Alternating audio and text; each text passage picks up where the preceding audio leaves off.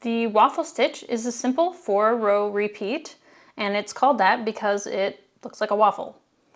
So what you want to do to start is you want to cast on multiples of 3, any number, and then add 1 stitch.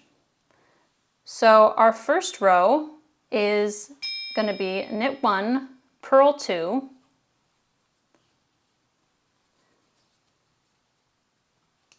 and then we just repeat that until the final stitch where we knit 1. Okay, and I won't make you watch me knit the whole thing, so I will just jump ahead to the final stitch.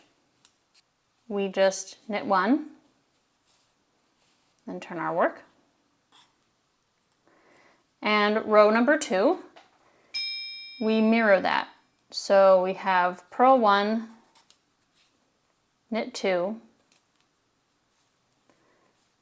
and then we repeat that till the end where we purl 1. All right, last stitch, we purl 1.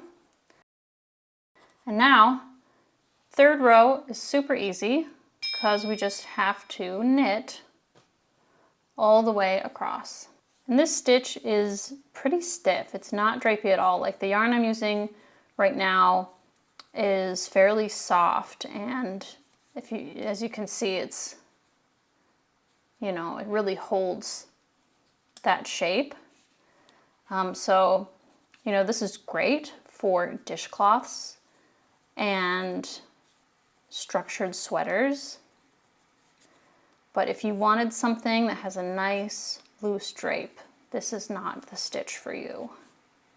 But it is nice and cushioned, and it makes a pretty decently thick fabric as well.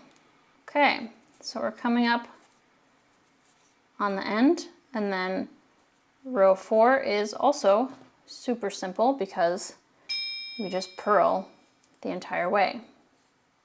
And as you can see from my swatch, this pattern is not reversible. I think very few patterns make an ugly wrong side. That's just sort of my feelings, but it is not the same on the wrong side as it is on the right side. Okay. Whoops. That is it, and then you just keep repeating those rows over and over again, and you have beautiful waffle stitch.